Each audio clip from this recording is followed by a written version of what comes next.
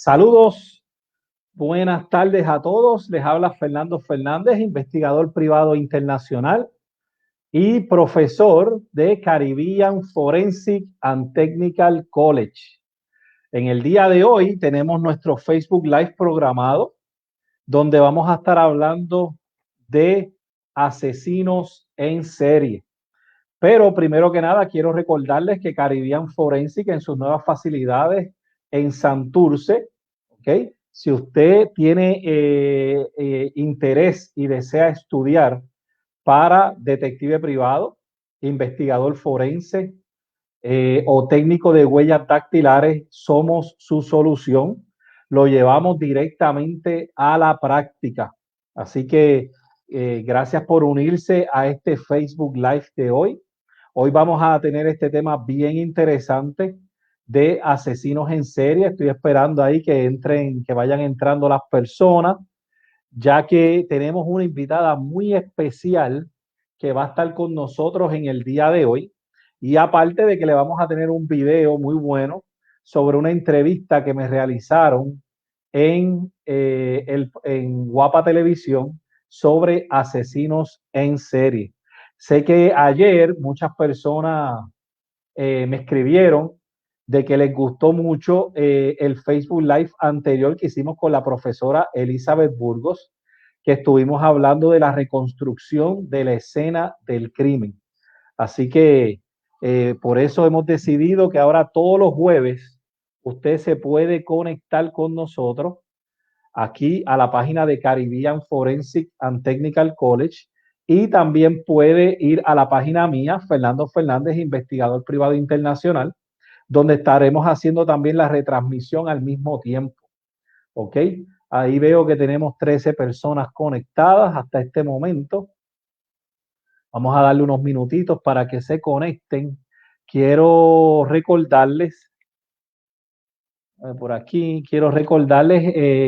que si a usted le interesa, como le dije, estudiar para detective privado, investigador forense, usted puede llamar a Caribbean Forensic al 787-751-6961. Caribbean Forensic 787-751-6961. Allí este servidor es uno de los profesores. Ahí tienen el teléfono en pantalla donde usted puede ¿verdad?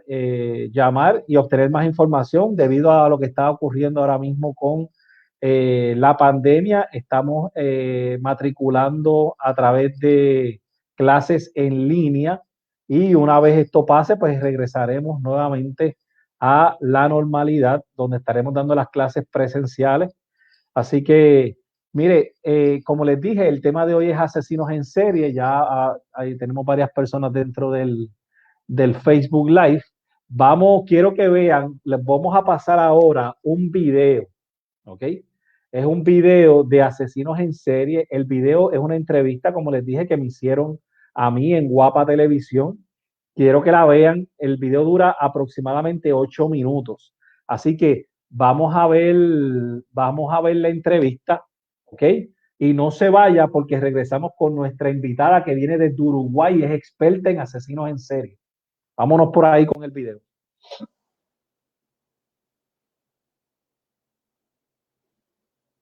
Voy a empezar con esto. Tú sabes que los asesinos en serie han sido protagonistas de las más crueles películas y crímenes reportados en la historia. Entre el morbo y la fascinación han inspirado las películas, como les dije, pero ¿cuán peligrosos pueden llegar a ser? ¿Cuántos de estos locos andan sueltos en la calle? ¿Está Puerto Rico seguro? Veamos el siguiente video que nos muestra 2 asesinos en serie. Adelante. Ted Bundy, un completo maníaco que se disfrazaba como un hombre carismático y amigable. Solía secuestrar mujeres mostrándose como una figura de la autoridad o como un discapacitado. Para capturarlas, John Wayne Gacy, también conocido como el payaso asesino, Killer Clown, fue arrestado inicialmente por agredir sexualmente a 2 adolescentes, pero más tarde fue puesto en libertad. Luego disfrutó de vestirse como el payaso Pogo y se ofrecía de voluntario en desfiles y fiestas, solo para luego enterarnos de que había matado a 33 jovencitos y enterró sus cuerpos en su patio trasero. Ay, madre mía, para explicarnos sobre cómo es la mente de un asesino en serie, nos visita Fernando Fernández, que le damos la bienvenida junto a la mañana. Saludos, Rafa. Por estar con nosotros. Bien. Fernando, para definir y que esto quede claro, cualquier matón o asesino se considera un asesino en serie. No, definitivamente no. Todo va a depender. Por ejemplo, un asesino, un matón, por ejemplo, mata cuando le pagan, cuando es por venganza, por ejemplo, mata a 2, 3 personas. Eso no es un asesino en serie. Por ejemplo, un ataque terrorista donde mueren 20, 30 personas. Eso tampoco es un asesino en serie. Un asesino en serie es la persona que caza, busca a sus víctimas y las puede hasta torturar y matar. Y no solamente eso, hay periodos de intervalo donde no hay delito, no cometen crímenes. Por ejemplo, mató una hoy y otra en 2 semanas, o otra en un mes, dependiendo. Para yo tenerlo claro, ¿qué diferencia hay entre un asesino múltiple, un asesino en masa y un asesino en serie? Es la forma en que comete el delito. Como te expliqué, por ejemplo, el que es en serie busca y acecha a sus víctimas y busca un patrón en específico y mata cada cierto tiempo. El terrorista pone una bomba, mató a 30, 40, eso no es en serie. Y el múltiple, por ejemplo, el caso de la masacre del barrio Pájaro, que llegaron allí y mataron 30, 40 disparando allí a todo el mundo, pues eso tampoco es un asesino en serie. Por ejemplo, acabamos de ver un video donde menciona a Ted Bundy. ¿Quién era Ted Bundy? Ted Bundy fue un asesino en serie, mató sobre 30 personas, y la forma en que él operaba era que las desmembraba. Los cortaba en pedazos. ¿Y en qué lugar ocurría esto? Ahora mismo no me recuerdo exactamente dónde fue Ted Bundy, pero fue uno de los más famosos. Bien sonado, si yo recuerdo. Sí, fue bien sonado, fue en Estados Unidos. ¿Y cuál era su firma? La firma era que los desmembraba. Okay. Los desmembraba, los cortaba en pedazos y regalaba los pedazos. ¿Cómo lo atraparon? La policía en una investigación bien intensa, porque él llegó a matar a 30 personas, pero después fue sospechoso de 40 más. ¿Y cuál fue su condena? Silla eléctrica. Wow. Y el payaso asesino que también vimos, John Wayne Gacy, que también lo vimos. Él era el payaso. Él era un depredador sexual. Fue convicto por como vieron en el video, por violar a 2 jóvenes. Salió en libertad, pero después se empezó a investigar un poquito más de él y llegaron a encontrar sobre 30 cuerpos en el área del patio de su casa. Llegó un punto en que no había más espacio para cuerpos y empezó a ponerlos en diferentes áreas circundantes a donde él vivía. ¿Y cuál era su forma de cometer estos crímenes? Bueno, él los violaba y los torturaba. Wow.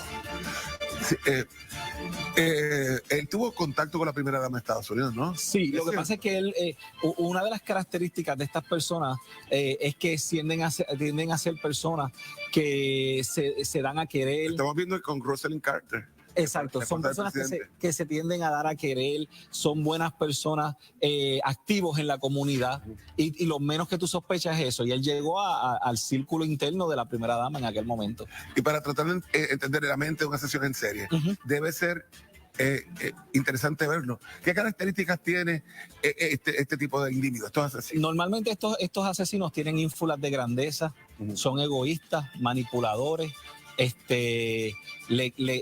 Ellos tienen una forma característica de matar a las personas, y una vez las mata les gusta llamar la atención, y por eso es que muchas veces su propio ego los delata, porque lo que ocurre es que dejan algo o quieren que salga en la prensa y esto los delata.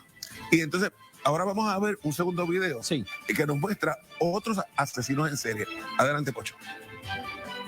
Tenido por el asesino serial más prolífico de la historia moderna de los Estados Unidos, se considera que el señor Ridgway tiene el coeficiente intelectual de un genio. No en balde, para evadir a una de las fuerzas policíacas más grandes y eficientes del mundo, asesinar a 48 personas mientras te están buscando es una proeza. She was my wife, Polly Nichols. She was my sister Annie, the widow of John Chapman.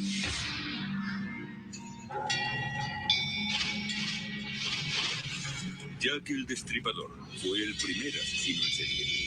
En 1968 descuartizó al menos a 5 mujeres y nunca fue capturado. Bueno, antes de discutir este caso, pero en Puerto Rico hubo un asesino en serie que era el Ángel de los Solteros, ¿no? Sí, el Ángel de los Solteros fue para la década de los 80. Este muchacho era prostituto y empezó a asesinar a sus propios clientes. Él los asesinaba y los dejaba, los torturaba y los dejaba puestos en la bañera donde había cometido el delito. ¿Y ha habido otros en Puerto Rico?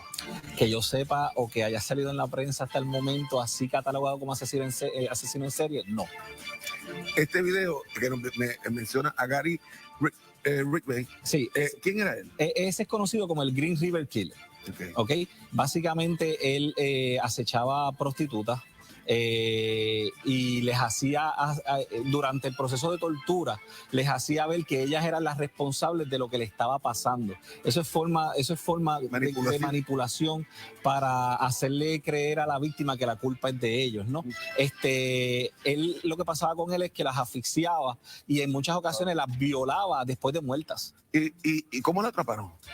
Básicamente lo mismo, empezó a tirar los cuerpos en el río, la policía empezó una investigación bien intensa, como a ellos les gusta alardear de lo que hicieron, pues lo pudieron capturar, la policía hizo un trabajo. ¿Cuál fue la condena? A él, primero creo, si más no me equivoco, a él lo pusieron para ejecución, pero después lo cambiaron a cadena perpetua sin derecho a libertad. Y Jack el Destripador, rápidamente. Okay. Eso fue en Londres, asesinó alrededor de 7 personas, ha creado muchas leyendas y muchos cuentos, porque Jack el Destripador pues degollaba a todas sus víctimas. Fueron alrededor de 7 en los barrios pobres de Londres. Se dice que en el recientemente en el 2014, un investigador logró recuperar ADN de un pañuelo de una de sus víctimas y dio con una persona que vivía en el área que era de origen polaco, y se entiende que ese era Jack el Destripador. Por lo tanto, nunca lo condenaron. Pero nunca lo condenaron y nunca lo cogieron, nunca lo atraparon. Es interesante. Sí, sumamente interesante. Se nos acaba el tiempo, lamentablemente. Te esperamos pronto. Gracias por estar aquí. Bueno, gente, ahí vieron esa entrevista que me hicieron en Guapa Televisión hablando de asesinos en serie.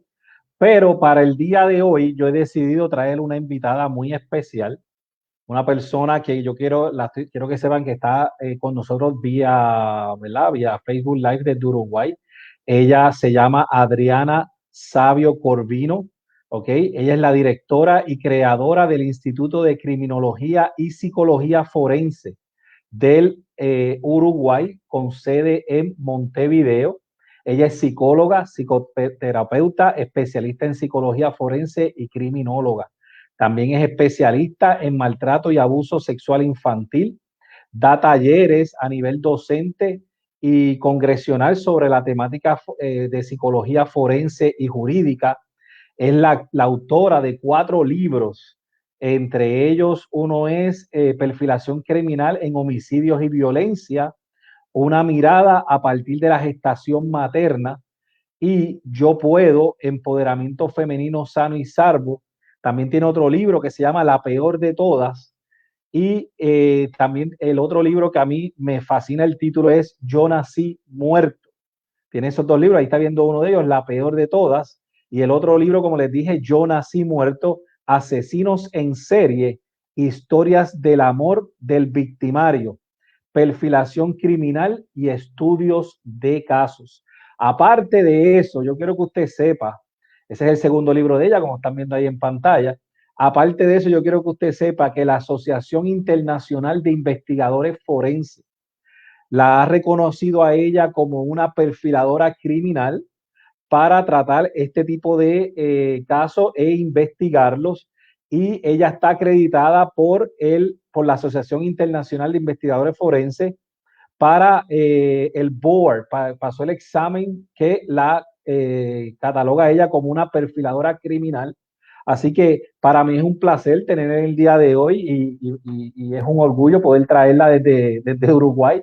Adriana Savio Corvino está con nosotros para hablar de este tema. Saludos, Adriana, ¿cómo te encuentras? ¿Cómo están? Bueno, un placer verlos y esta invitación. Muchísimas gracias, Fernando, por la invitación y la introducción tan emocionante. La verdad que para mí es un honor estar en contacto con todos ustedes y, como siempre digo, la cuarentena nos ofreció otra perspectiva y capaz que nos unió muchísimo más de lo que estábamos unidos antes, ¿ok? O sea que muchísimas gracias. Bueno, un gusto poder saludar a todo Puerto Rico, saludar a Caribbean Forensic College, a toda la gente que te sigue, que es muchísima. Y bueno, aquí estoy convocada con una temática que a mí me trae investigando hace ya unos 10 años. Fui pionera en este tema en mi país, que no se trabajaba mucho, y actualmente ya me encuentro trabajando, diríamos, como en la parte inicial psicoevolutiva del problema. Ya estoy trabajando más con niños y con adolescentes para evitar este tipo de gestaciones en las psicopatologías de la mente humana, ¿no, verdad? Me alegro, me alegro. Mira, vamos, yo preparé unas preguntitas que te quería hacer, ¿verdad? Para poder ir llevando este tema de la mejor manera, porque sé que es un tema sumamente amplio y bien profundo, ¿ok? Y me gustaría, de verdad, tocar ciertos aspectos bien importantes. Déjame decirle a todos los que nos están viendo, tenemos alrededor de 60 personas ahora mismo que están dentro del Facebook Live. Todas esas personas pueden hacer sus preguntas. Yo voy a estar dando en un momento dado, voy a estar dando la oportunidad de hacerle preguntas a la doctora Adriana Savio sobre este tema, así que estén bien pendientes que básicamente cuando terminemos las preguntas mías puedo pasar a las preguntas de ustedes. Mira, Adriana, bien sencillito, bien rápido, ¿qué es un asesino en serie?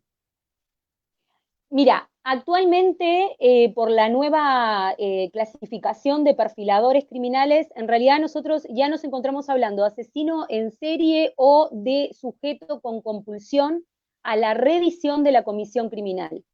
Y ya a partir de 2 personas que ultiman o diríamos cometen homicidio, de ahí en adelante ya estamos hablando de una compulsión a la serialización criminal en sí mismo serializado. En un pasado, diríamos en la categoría inicial creada por el gran Robert Ressler, partíamos de en adelante para poder estar tipificando serialización. Hoy por hoy ya la serialización la tipificamos, diríamos, a partir del momento en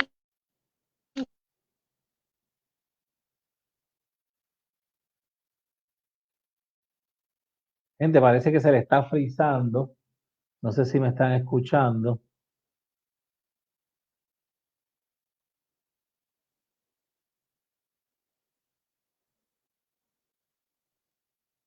Le está frizando, no sé si soy yo, pero tengo la pantalla frizada.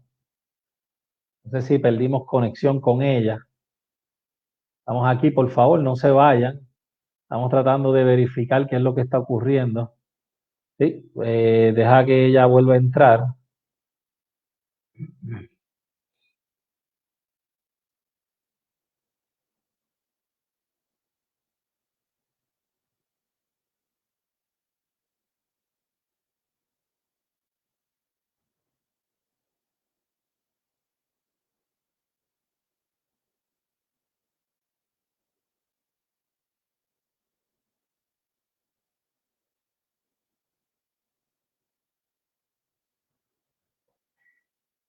Vamos a ver, yo no sé si se habrá dado cuenta. Ok, gente, estamos teniendo problemas técnicos, la señal de ella. Al parecer, pues ya ustedes saben que está bien lejos, está en Uruguay. Así que es una pena que se nos haya caído. Estoy esperando a ver si ella puede volver a entrar. Vamos a ver si ella puede volver a entrar para que nos hable del tema que apenas estábamos comenzando. Apenas estábamos comenzando y se cayó. Así que vamos a ver si la señal no nos traiciona aquí. Porque mire gente, tengo 15 preguntas que habíamos preparado para este interesante tema. Aparte de eso, y vamos a estar hablando del ángel de los solteros. Así que vamos a ver si podemos. Me dicen que ella se había frizado. Vamos a ver si... Vamos a ver si ella se dio cuenta. Vamos a ver si ella vuelve y entra.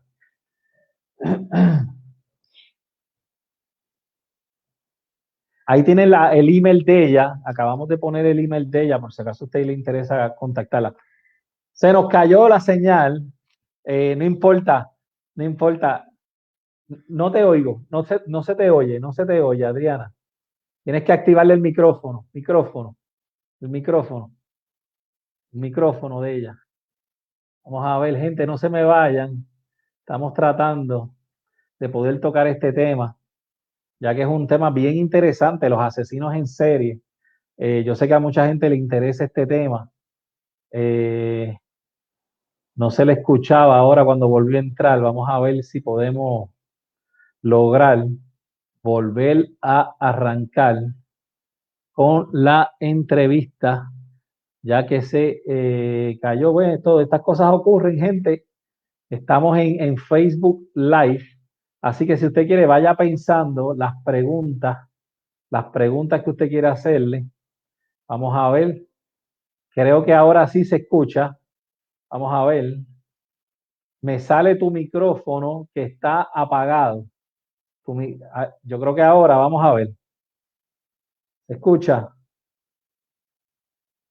Vamos a ver. Vamos a ver si se oye. Todavía no te oímos. Ahí le quitaste el de esto al micrófono.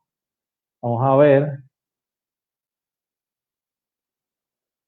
Wow, viene.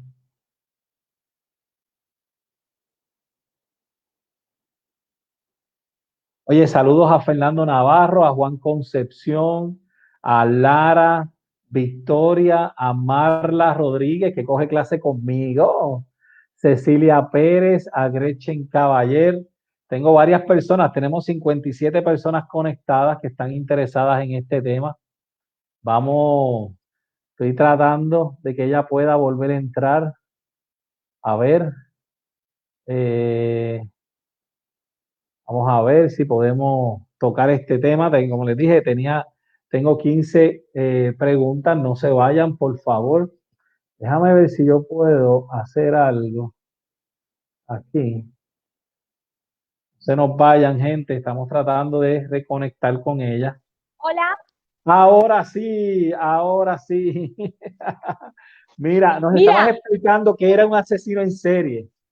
No, si trabajo en estos temas, lo que menos puedo no tener es perseverancia y ser obstinada. Hasta que no lo logro, no paro. Así mismo tiene que ser. Explícanos el asesino en serie. Me estabas diciendo que hay una nueva forma de catalogarlo. Bien, la nueva forma tiene que ver con una manera, diríamos, más aguda que no superado por calidad, sino por circunstancialidades del tiempo histórico, la clasificación que en un origen hizo el gran Robert Ressler sobre la compulsión a la serialidad. Actualmente ya consideramos serial cuando tienen 2 homicidios cometidos en adelante. En un pasado eran a partir muchas veces de 3, diríamos. Actualmente ya es como que se empieza a sumar este elemento desde un principio de la compulsión, porque la conducta homicida serializada es muy fuerte en sí misma, y esto es asociado al nivel de peligrosidad que tienen este tipo de sujetos. ¿Okay?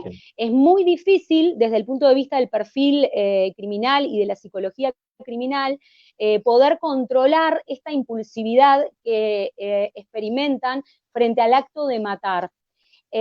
Por consiguiente, son, diríamos, los personajes más peligrosos que nosotros tenemos en la circunstancialidad crimogénica, ¿no? Entonces, diríamos, por esta misma razón y por las circunstancialidades de la era, por el proceso epistemológico, histórico, social y cultural de la humanidad, ya hoy por hoy, a partir de 2 comisiones de actos criminales de homicida en adelante, ya estamos hablando de un sujeto con compulsión y redición a la conducta homicida serializada, que es el nombre que se le da actualmente según los códigos contemporáneos de la perfilación criminal a nivel mundial. Entiendo. la segunda pregunta, ¿qué características psicológicas tienen los asesinos en serie? Características Bueno, mira, psicológicas, manipulador, ¿qué es lo que hay ahí? sí, claro, lo que tú planteabas en tu entrevista, claramente, manipuladores, extremadísimamente seductores, igualmente no es en todos los casos. Yo he estado siempre investigando desde mi experticia, que es la parte psicológica y clínica, y ves muchos elementos presentes y variados según cada caso, pero en términos generales, por lo general son sujetos que tienen una gran incapacidad de poder ponerse en el lugar del otro, cortes con la parte empática. Yo actualmente estoy trabajando mucho justamente con prevención infantil en ese tema, promover la educación de la empatía para evitar que estos sujetos se produzcan a futuro. Porque el gran bloqueo que existe aquí en estas mentalidades es su elemento psicoemocional. No pueden ponerse en el lugar de lástima ni de sufrimiento de un ajeno. Tampoco lo consideran en ellos, pero hay un corte muy importante en la empatía, diríamos, y en la capacidad de transferir o contratransferir lo que la otra persona sienta. Por otra parte, desde el punto de vista clínico, lo que les puedo compartir es que, a ver, mira, en el género masculino funciona distinto al género femenino, en comportamiento serializado, ¿ok? Hay variaciones que hacen al género mental. El varón serial tiene características bastante únicas, inclusive a nivel clínico, despliegan estructuras clínicas más propias del trastorno obsesivo compulsivo grave a muy grave, elementos que los llevan a, diríamos, al sujeto a la redición. Ellos tienen que matar para poder comprender qué elemento se ha perdido en la cadena de interpretación en su historia de vida. Y esto que les digo no es para justificarlo, ¿ok? Es algo que lo he planteado en muchos artículos científicos y académicos que he presentado. Ellos se pierden una parte entre la infancia, diríamos, y la prepubertad, donde hay un hueco, un vacío emocional muy grande que sucede por algún trauma muy importante, y en esta circunstancia, esta escena, ya después la van a repetir buscando explicación de esa escena a nivel dinámico, intrapsíquico, bien, cuando cometen el acto justamente criminal. Por esa razón es serial, porque lo repiten buscando, desde el punto de vista inconsciente criminal, una explicación a algo que buscan en su historia personal de vida. Mira, te pongo ejemplos, por ejemplo, con Ted Bundy, ¿ok? Que ustedes lo nombraban. Lo nombramos, sí. Exacto. Bundy fue, bueno, es un caso paradigmático para los perfiladores, siempre lo trabajamos, y mira tú cómo él elegía desde el punto de vista victimológico forense a sus víctimas en base a las características fisionómicas de su novia inicial, que en realidad fue la única que lo rechazó, ¿ok? Y en base a eso es que se convierte en un asesino. Exactamente, porque ¿qué sucede? Hay algo de una llave interna en esa mente que se activa. Por supuesto que tiene que haber otros elementos presentes, neuropsicológicos, neurofisiológicos, etcétera, ¿no verdad? ¿Ok? Pero existe algo desde lo dinámico, funcional, desde esa mente, que busca en otras mujeres las características de esta que lo abandonó y que lo lastimó muchísimo. Trata de entender desde un lugar terrible, que es la comisión de un crimen, ¿ok? Algo que no interpreta en su interior. Y esto, por supuesto, que no es hacer una apología del crimen, ni justificarlo, ni muchísimo menos, todo lo contrario. Debemos pensarlo así desde la parte de perfilación para poder capturarlos, de alguna manera. Te entiendo. Porque es la forma de captarlos. Te hago una pregunta que siempre me la hacen. ¿Sociópata y psicópata es lo mismo? ¿Cuáles son las diferencias? ¿Qué tenemos? No, mira, en psicopatía es algo más amplio. La psicopatía o el trastorno de personalidad, estamos hablando de un terreno sumamente amplio, de de un abanico de características comportamentales, principalmente en la alteración del trastorno de la personalidad, ¿ok? ¿Qué significa esto? Cuando yo tengo un trastorno de personalidad, tengo un trastorno frente al comportamiento con terceros y al comportamiento social. El sociópata es una de las vertientes u partes del abanico de la psicopatía. Es una posible, diríamos, un posible lineamiento dentro de este terreno del trastorno de la personalidad en términos generales. Como una característica dentro de la sombrilla que sería psicopatía. Exactamente, exactamente. Que no necesariamente tienen las características de, por ejemplo, un trastorno obsesivo compulsivo, que también es un trastorno de personalidad. Ok, te entiendo. Sin embargo, tiene variaciones. El sociópata principalmente es alguien muy replegado, es alguien que no tiene contacto con lo social, es ciertamente bastante fóbico frente al entorno, no quiere tener vínculos con ajenos, y este elemento, si bien, por ejemplo, en el psicópata nato, que es el que tiene casi todas las características, aparece, no necesariamente en el psicópata, diríamos, clásico, es el único elemento presente. Veo, te entiendo. Te hago la próxima pregunta. Y creo que más o menos me la has ido explicando. Y la pregunta es, ¿un asesino en serie nace o se hace?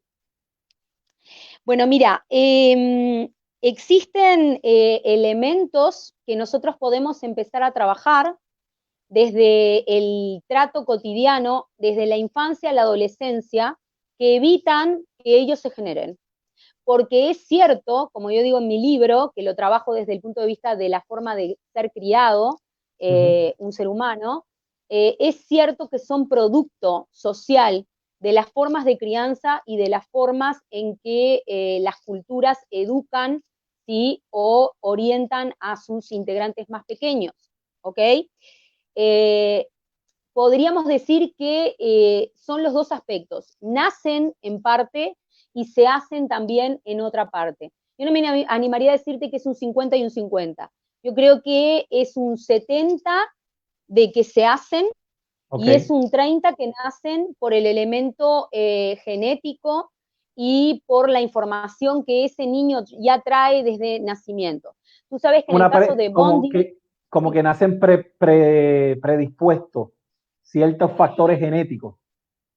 Hay elementos genéticos y hay elementos que también nacen a esto de cómo han sido criados. En el caso de Bondi, él tuvo un gran conflicto en su crianza porque recién a los 14 años se entera que la que él pensaba que era su madre, en realidad, de la que él pensaba que era su hermana mayor, en realidad era su madre. Wow. Y la familia materna había ocultado, yo lo pongo en mi libro, la familia materna había ocultado este hecho porque eran, diríamos, muy católicos, muy religiosos, y era una deshonra para el núcleo familiar que esa niña hubiese tenido un hijo y hubiera quedado embarazada. Veo. Entonces, este elemento sumado a otra predisposición genética puede desatar este tipo de estructuras. O sea que podemos decir que pudieran haber niños que nacen con alguna predisposición a convertirse en asesinos en serie. Ok. Mira, de alguna manera sí. ¿De alguna manera? Dímelo, ¿de alguna manera? De alguna manera sí, pero siempre tenemos que centrarnos, porque eso también hace a nuestro trabajo especializado, en, diríamos, lo multicausal. El sujeto es biopsicosocial. Entonces es lo que traemos de información, más cómo nos criaron, más el entorno, que hace una combinación de aspectos que pueden conducir, diríamos, a estos sujetos a este tipo de conductas. Es verdad que hay circunstancias que no ayudan en lo más mínimo, ¿ok? Que son circunstancias complejas de historias de vida, problemas emocionales en los núcleos familiares muy graves, importantes, familias disfuncionales con violencia doméstica en la mayoría de los casos, abuso sexual infantil en muchísimos casos de seriales. De hecho, tiene que ver con este juego que después el serial, que es, estamos de acuerdo, el caso más comprometido que nosotros trabajamos en el ámbito forense, utiliza en la escena, donde en realidad tú hablabas de casos, por ejemplo, donde torturan, y en realidad la tortura es un acto perverso, pero que de alguna manera el sujeto que la ejerce busca cambiar la posición entre víctima y victimario, y es ser él, en ese momento, el victimario. cuando en Veo. realidad en un pasado tú te encuentras que has sido la víctima. Entiendo. Entonces son juegos perversos. Mira, la que próxima funcionan en pregunta, base a podemos ver sí. ¿qué características podemos ver en un niño o adolescente que pudiera convertirlo en un asesino en serie? Bueno, a ver, hay varios elementos que hay que educar. Por ejemplo, la baja tolerancia a la frustración, la tendencia a la impulsividad y a la inmediatez. Tú sabes que a nivel neurofisiológico está estudiado científicamente que hay un problema en estos sujetos que han cometido estos actos criminales aberrantes en la zona de las neuronas nicotínicas. Okay. Tienen este nombre parecido a la nicotina, justamente Nicotina, porque sí. están asociadas a la adicción, sí. Okay. Así les digo así a mis alumnos porque siempre se acuerdan. Neuronas nicotínicas, ¿ok?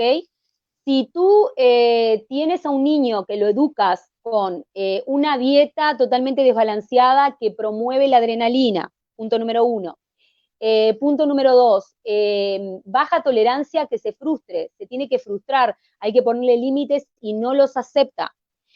Se le habilita que quede puesto en lo que dice mi querido colega Vicente Garrido Genovés, especialista en psicópatas, se le habilita al niño que quede puesto en la posición del monarca despótico. Es el niño en que manda a los padres a que de alguna manera hagan lo que él quiere y no respeta la autoridad, y tampoco hay una ley en el núcleo familiar.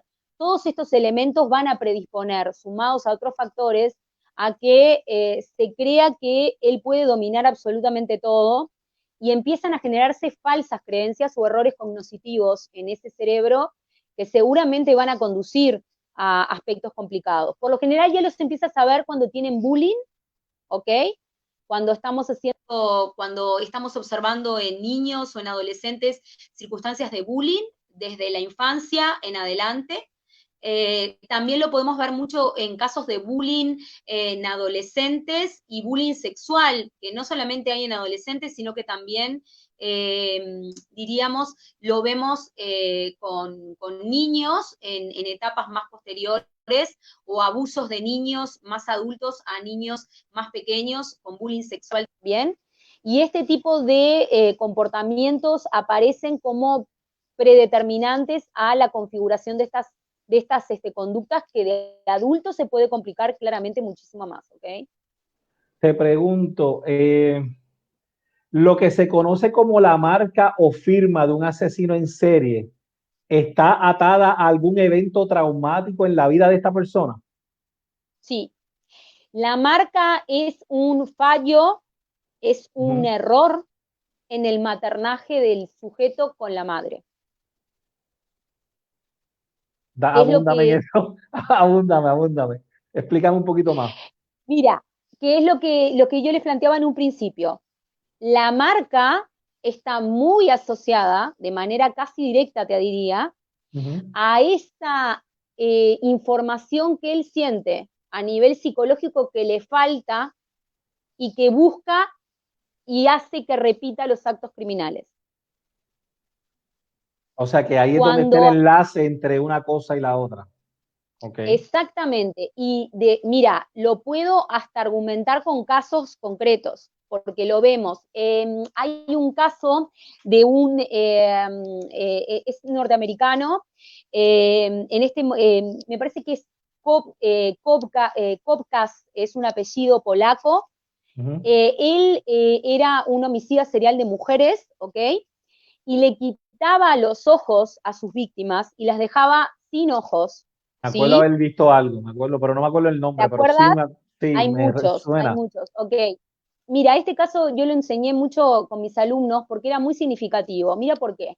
Cuando a él lo capturan, él mata a muchas mujeres, ¿ok? Estamos hablando de unas 20 y algo, las torturaba previamente, pero la firma era quitarle los ojos. Wow. Cuando lo capturan, le preguntan, y él explica que el único recuerdo que tiene con su madre de muy pequeñito era que podían entretenerse haciendo muñecas. Su madre cosía. Los restos de las telas que utilizaba las dejaba para que él armara muñecas o muñecos con las telas. Okay. Y él siempre se angustiaba y se ponía muy triste y tenía muchísima bronca porque su mamá nunca tenía dinero para comprar las cuentas para hacerle los ojos. No me Chávez, no. Wow. Sí, Súper es muy interesante. fuerte, súper Súper. interesante. Entonces, yo empecé a investigar esta conexión porque es justamente observable en todos los casos, lo vemos siempre en los perfiles. Ellos buscan cubrir o subsanar de una manera burdísima y aberrante, por supuesto, ni que hablar, este agujero, esta falla que existe a nivel emocional, pero siempre está vinculada con la madre. La mayoría de las veces. Mm, Por eso piensa que la mayoría de las poblaciones seriales, en su mayor cantidad, son varones y las víctimas son mujeres. mujeres. ¿Verdad que es bien El raro? elemento del cruce de géneros existe. ¿Cómo? Que es bien raro ver mujeres que sean asesinos en serie. Las hay, pero son menos que los hombres. Las hay, y mira, ¿te recuerdas el caso Monster? El caso de la asesina serial de mujeres que era prostituta, No, no lo he escuchado. Aileen Wuornos. La busco, pero Aileen no lo he escuchado. Wuornos, Ujú. ok, búscala. Aileen Wuornos es un caso que yo he estudiado en mi libro, que es el único caso que elegí de mujer para poder estudiar, y por un tema de diversidad de género, ella en realidad se sentía hombre, no se sentía mujer cometiendo los crímenes. Ok, súper Y interesante. hay Wow. un problema del género muy importante, por eso vemos más varones, lamentablemente, y por eso yo machaco tanto todo el tiempo en la importancia de que las madres aprendan a educar sin violencia a sus hijos varones, Entiendo. porque el problema que eso genera después es que esos hijos varones resentidos, si se dispara algo en sus mentes, pueden transformarse en seres muy complejos. Wow. Te pregunto, ¿estos Dime, asesinos en serie sufren o disfrutan haciéndole daño y matando a sus víctimas o sea, ellos sufren o se lo gozan? de alguna manera es una pregunta muy interesante. Por un lado, lo que te puedo contestar es que desde lo dinámico, desde su funcionamiento dinámico, psicodinámico, eh, ellos sienten un disfrute, Ok, que es la esencia del concepto del perverso. El perverso es alguien que disfruta haciendo sufrir a otra persona. Por eso en la infancia es muy importante promover que los niños y adolescentes cuiden animalitos. sí, había visto, ¿verdad? Que tiene que ver mucho, el maltrato de animales tiene que ver mucho con esto también, cómo la persona trata a los animales. Si bien en algunos casos no lo encontramos, Claro, sí en la mayoría de casos cuando tú perfilas te encuentras con que son sujetos muy despiadados, desde niños, siendo niños, frente a cómo se sienten en poder ante un ser inferior que inclusive no puede hablar para expresarse. entiendo. Entonces los actos de perversidad con animales son muy claves y muy típicos para poder trabajar y promover que no se cometan de parte de los niños, porque el niño neurológicamente puede interpretar eso, puede vivirlo de una manera como algo que le da placer y ya enlazó la conducta perversa a la conducta que le da placer. Mm, Y a nivel neurofisiológico ahí ya tenemos un problema, ¿ok? Entonces, desde el punto de vista psicológico dinámico, ellos sienten que disfrutan y por eso no van corriendo a ayudar a la víctima. Una La pregunta, dejan una pregunta, Adriana. ¿Es como una bien. liberación para ellos de su... Esta pregunta no está aquí, ¿verdad? Pero es una liberación para ellos, pero después vuelven a sentir lo mismo y se ven en la necesidad de volver a cometer lo mismo nuevamente, ¿sabes? Ellos Exacto. lo disfrutan y sienten la liberación de eso que les aqueja, pero después vuelven otra vez a sentirse igual y sienten la necesidad de volver a matar. Es una droga. Ok, ¿Te ok. acuerdas cuando yo te comenté las neuronas Nicotín. nicotínicas? ¿Ok? Ajá. Es una droga. Entonces, lo que hay que evitar es que desde muy pequeñitos asocien el bienestar a una conducta que es repudiable. Veo. Como por ejemplo, torturar un animal o destratarlo, ¿ok? Pero mira, desde el punto de vista neurofisiológico, si te lo tengo que contestar en la parte de serialización y comportamiento serial, ellos lo que viven es un alivio. Igual que el adicto cuando consume y baja, diríamos, neurofisiológicamente el comportamiento de tensión. Por eso, cuando nosotros estudiamos el perfil, nosotros tenemos momentos que se esperan del comportamiento del sujeto. El momento previo al que se está preparando para desatar lo peor frente a su víctima es el momento donde el sujeto se tensiona y se rigidiza más desde el punto de vista psicológico y comportamental. Empieza a ponerse mucho más obsesivo, más ritualista, y inclusive desde ese lugar son captables en ese momento, porque pasan por estadios mentales. Cuando cometen el acto, desgraciadamente, cuando no se puede evitar que lo hagan y pasan a la comisión del acto y aparece la víctima ultimada, ellos inclusive desaparecen por un periodo porque es como que viene el periodo de remisión donde descansan. Veo. Es como si fuera la boa que devora a su víctima y después se echa a dormir, ¿ok? Hasta que vuelve nuevamente. Hasta que vuelve a necesitar. Por eso es muy difícil, y a mí me lo viven preguntando en los medios o en las investigaciones, si no tienen esperanza. A ver, no pasa por un tema de esperanza, pasa por un tema de cómo controlan esa compulsión. Veo. La próxima pregunta, Adriana, ¿cómo seleccionan a sus víctimas? Me imagino que eso está atado al proceso que ha vivido, que lo ha llevado a convertirse en un asesino en serie.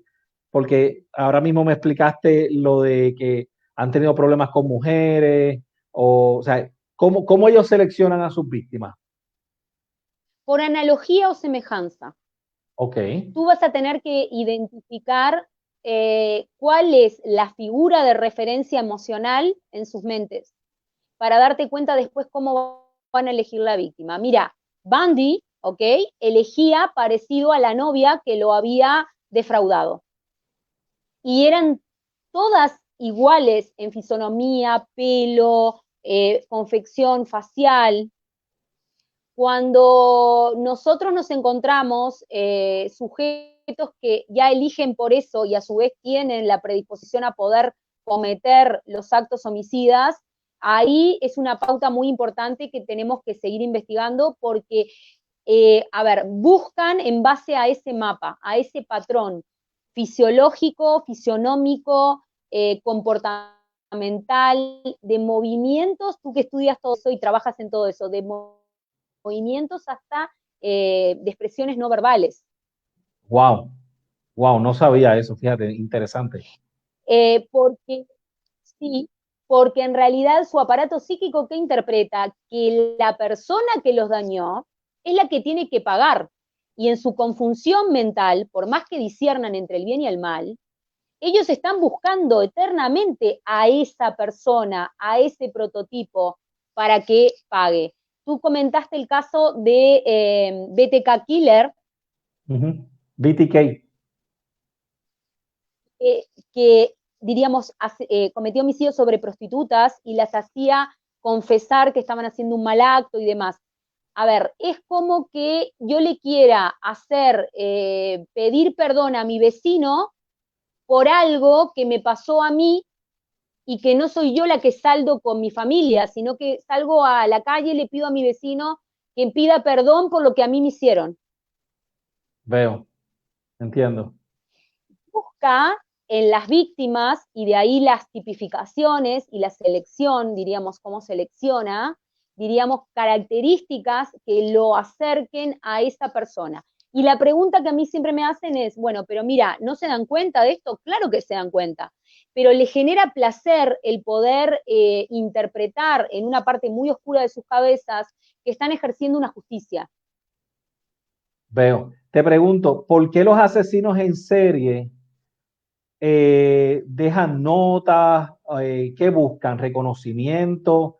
O que los atrapen para detenerlos. ¿Por qué ellos hacen eso? ¿Sabe? ¿Por qué dejan estas notas a la policía o estos mensajes que hay que estar descifrando? ¿Qué hay en la cabeza de ellos? Sí, expresión exagerada narcisísticas, ¿no? O sea, ese es uno de los elementos por los cuales son captables. Pero eso tiene una explicación también psicológica criminal.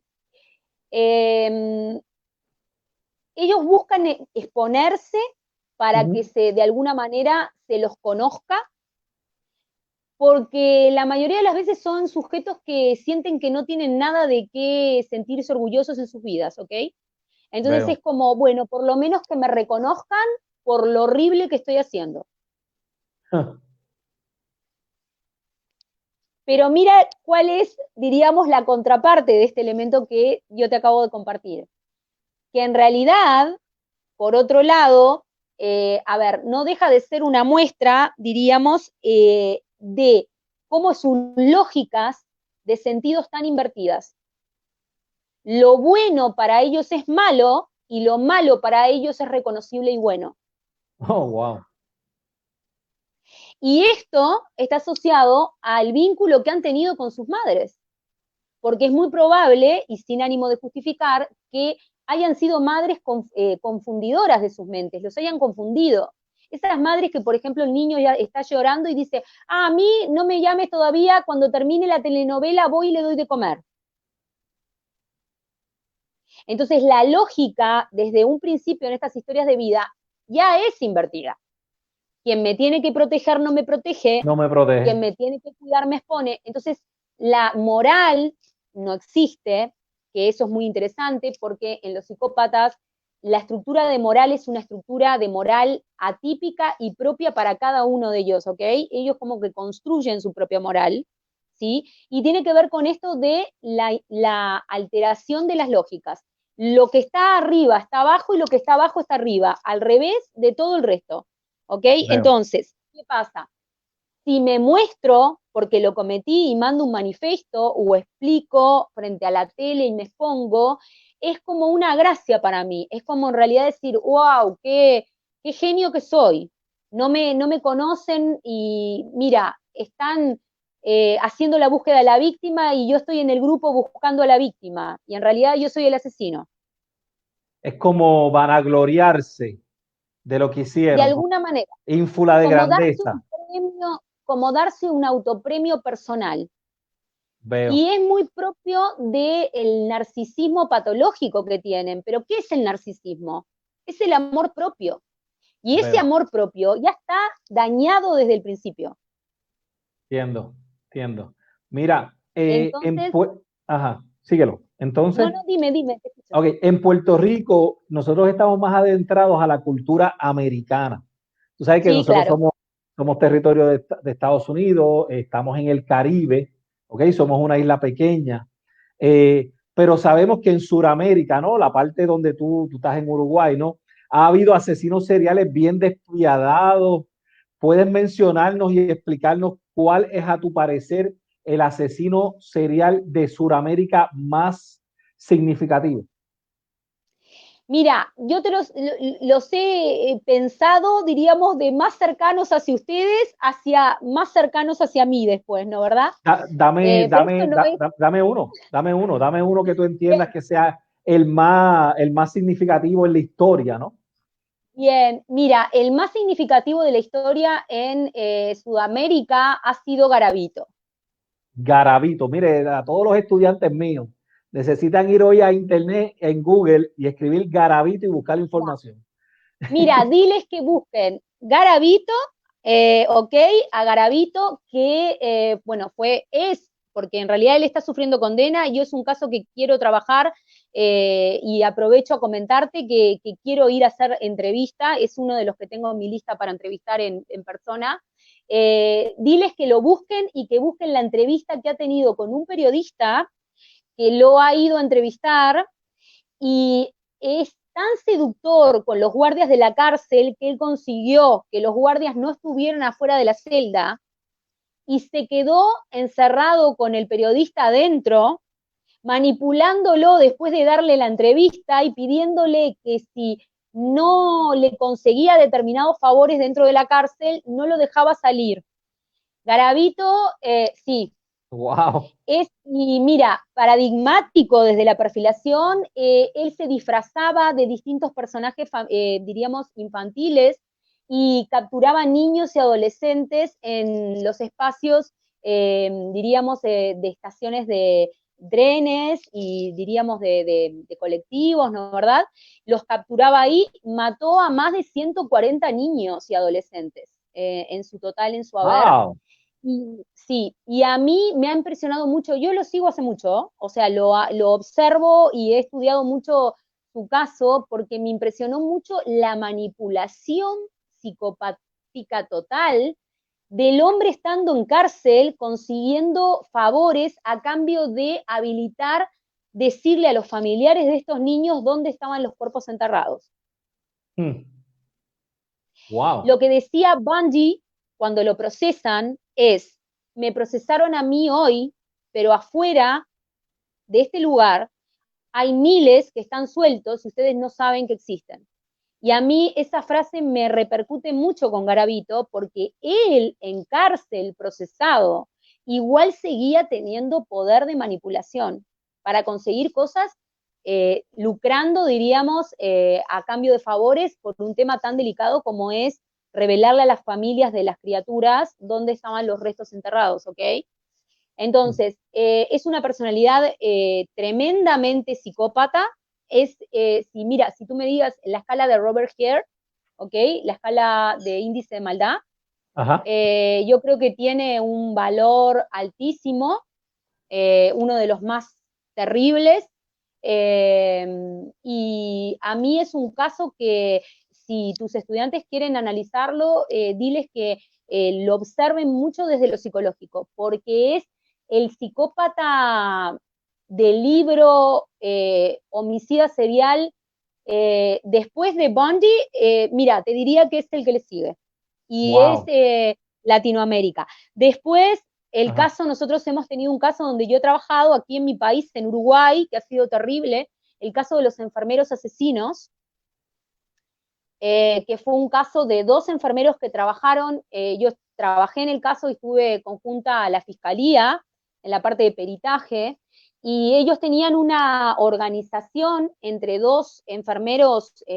de señores de distintas edades, en distintos sanatorios, hospitales, y se ponían de acuerdo para matar determinadas camas en determinados días. Súper interesante, súper interesante. Y Te voy a pedir han cometido muchísimos crímenes, sí. Te voy a pedir que después me envíes información de ese caso porque está bien interesante.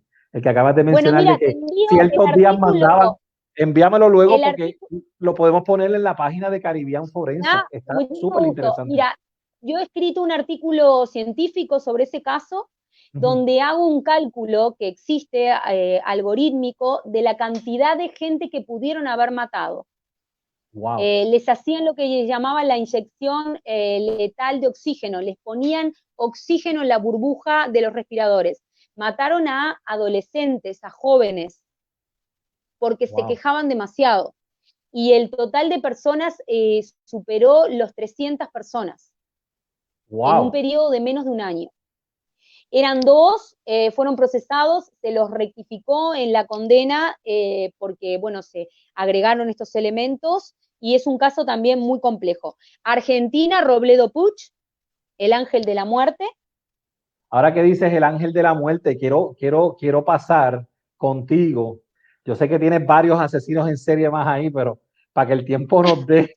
Mira, en Puerto Rico siempre se ha dicho que no hay asesinos en serie, que eso aquí no ocurre, bla, bla, bla, y pues la policía nunca ha querido admitirlo como tal, pero te quiero leer un artículo y quiero que los que nos están viendo, les voy a estar leyendo este artículo un momentito, se llama El Ángel de los Solteros, y dice, a cambio de favores sexuales, Ángel Colón Maldonado era recompensado con ropa, dinero, lujos y salidas, luego como gratitud los terminaba matando.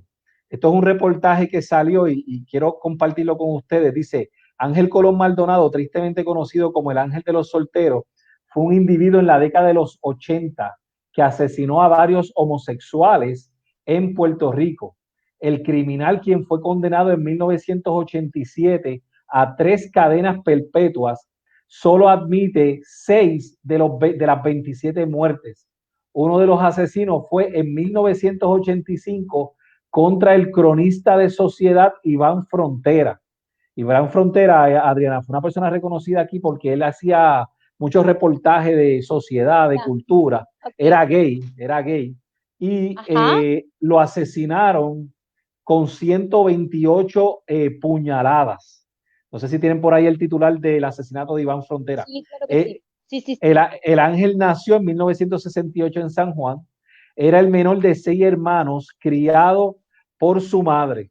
Pasó sus primeros años dentro de un ambiente de pobreza y escasez porque empezó a trabajar desde temprana edad. Salía a la calle sin supervisión y sus salidas lo llevaron a frecuentar el área turística del condado. El condado es un área donde pues, el que vive allí pues tiene dinero, va mucho turista, hay playas, ¿no? El área hotelera que frecuentaba el Ángel era famosa entre personas adultas que contratan a jóvenes para favores sexuales. Poco a poco se relacionó con la prostitución masculina. A diferencia de otros, Juan estableció una relación más empática y duradera con sus clientes. Aunque tenían relaciones homosexuales, Juan se consideraba heterosexual en su orientación y mantenía relaciones íntimas con unas jóvenes de su edad. Ahora, su primera víctima. El Ángel era una persona ambiciosa a quien le gustaban los lujos, la fama, entre sus iguales. Usaba su atractivo y simpatía para conseguir clientes de dinero. Y finalmente la juventud y el carisma del Ángel atrajeron a un médico. Y dice, a cambio de favores sexuales, este lo recompensaba con ropa, dinero y salidas al cine. Poco a poco la relación se desarrolló hasta que el Ángel se mudó al penthouse de este doctor. Todo parece indicar que el médico se sentía muy cómodo con él, pues en el juicio se comentó que compartían todo en el condominio. El 21 de abril de 1985 la relación finalizó cuando el Ángel asesinó en el mismo penthouse a su primera víctima, este médico. El médico fue maniatado, o sea, le ataron las manos y tirado en la tina de baño llena de agua con sal y con fotografías pornográficas de jóvenes prostitutos. Al huir de la escena, el Ángel fue con sus amistades y les contó lo que había hecho con total naturalidad, como si nada hubiera pasado, bien normal para él. De ahí pasa que 11 días más tarde, el 2 de mayo de 1985, mató a su segunda víctima, un cliente en el Viejo San Juan. Como en el caso del doctor, le volvió a contar lo que hizo a sus amistades. A todo esto, el Ángel continuaba con su vida de prostitución. El 29 de mayo de 1985 mató a su tercera víctima, una figura pública. Los 3 asesinatos se cometieron de manera similar. El que las víctimas fueran no solo asesinadas, sino torturadas, creó pánico en la comunidad gay en Puerto Rico. Cada vez aparecían más víctimas y todas fueron atribuidas al asesino y ahí lo empiezan a llamar el Ángel de los Solteros. Ante esta publicidad, el Ángel decidió huir a los Estados Unidos y terminó en California, donde trabajó de nuevo como prostituto. Uno de sus clientes, un director de cine, terminó asesinado brutalmente, o sea, también mató allá. Desde su residencia en California, se registraron llamadas de la casa de esa persona que él mató a la casa de la madre de él. Después huyó a Nueva York y una vez más el Ángel fue asediado por la policía, huyendo a Nueva York. Desesperado, empezó a trabajar en una discoteca nudista para homosexuales en Manhattan. El 23 de junio de 1986 fue arrestado y el 7 de julio de 1986 extraditado, o sea, lo trajeron a Puerto Rico para enfrentar el juicio. Durante el proceso, seguido de cerca por la prensa y el público, él se refugió en la religión y se aferró a la Biblia como la única salvación. Confesó 7 muertes y un intento de asesinato. El 17 de enero de 1987 fue hallado culpable del asesinato en Carolina. Para las Navidades de 1987, el ángel de 19 años de edad entró a la cárcel para cumplir un total de 234 años en prisión. Irónicamente, al ingresar a la cárcel se mostraba feliz junto con su Biblia en la mano. Y estudios realizados sobre este tipo de casos delictivos revelan que el criminal en serie no asesina por motivos económicos, salvo algunas excepciones. Manipulan a sus víctimas, muchos no pueden vivir con otras personas, otros llevan doble vida, tienen familia y trabajo relativamente estable, les gusta ejercer autoridad, tienen un fondo de perversión sexual y cuando no quedan satisfechos sexualmente, asesinan, desplazando así sus propias frustraciones. Te pregunto, después de leerte todo este panorama de todo lo que pasó, ¿es o no es un asesino en serie en Puerto Rico, que vivió en Puerto Rico? Yo lo que te diría es que en un principio no lo era. Ok. Cuando empieza a cometer estos actos, diríamos, se transforma en uno, pero de manera no totalmente consciente. Ok. Es como el caso, mira, es como el caso de, voy a poner este ejemplo, de los sicarios. Ok. El sicario no es un homicida serializado. No, él mata porque le pagan. Exacto. Sin embargo, a nivel neuropsicológico y funcional de esa mente, él funciona como un asesino en serie. Porque de hecho, cuando no le pagan y cuando no tiene trabajo, necesita canalizar su ansia de matar. Veo. ¿Ya? Mira, es el caso de Popeye, ¿ok? El de el sicario Escobar. Exacto. Okay. O sea, yo lo que creo en este caso, y esto no es para sacarle punición, ¿no? Ni fuerza jurídica, pero lo que sí creo en este caso es que por lo que se relata, él comete el primer acto de homicida y después entra en esta lógica de seguir haciéndolo. Probablemente el doctor que le dio casa, que vivía con él en el penthouse, le hizo algo. Exacto. Ahí él lo mató porque a lo mejor estaba molesto con él, pero hubo un desajuste emocional psicológico que lo afectó y empezó a buscar lo mismo que tenía ese doctor en otras víctimas. Y al ver que no lo conseguía, lo siguió matando gente. Sí, porque mira, lo que sucede es que del acto de la comisión homicida no se vuelve nunca para atrás. Lo que sí puede pasar es que la persona, por otros aspectos emocionales y estructurales, se retracte de seguir cometiéndolo o se le abra una puerta en su interior que quiera seguir haciéndolo. Son dos caminos. ¿Qué características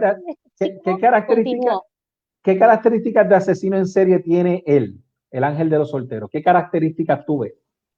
Sí tiene características, tiene características de trastornos de personalidad asociados a la serialización homicida, como por ejemplo la manipulación, la seducción, la ira.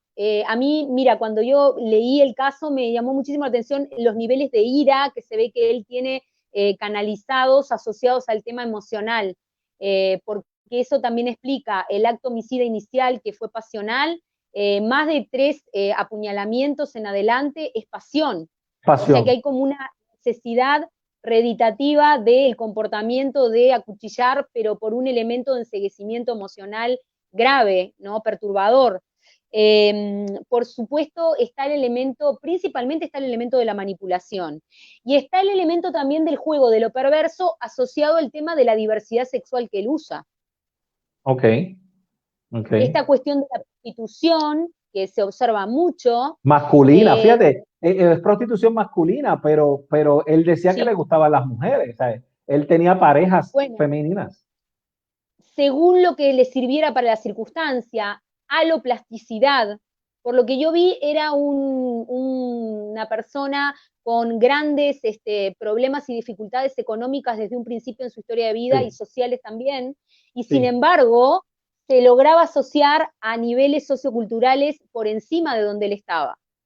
Claro. O sea que claramente se esmeraba para poder entrar en esos ámbitos y camuflarse. Ellos tienen un elemento que se llama, de alguna manera se llama aloplastía. El concepto de aloplastía es, ¿tú has visto la película Terminator? La de que se transforma en la persona que quiere. Bien, así le explico yo a mis alumnos, ¿ok? Es como la capacidad de Terminator mental. Según el estado en el que me encuentre y el escenario en el que estoy, yo me emulo, o sea, me identifico y hago ver que me pongo en el lugar del otro de manera idéntica como si yo fuera. Veo. Y o sea, que ellos tienen lugar, la aloplastía es como la capacidad de ser amorfo y cambiarte. Mimetizarse todo el tiempo de manera camaleónica.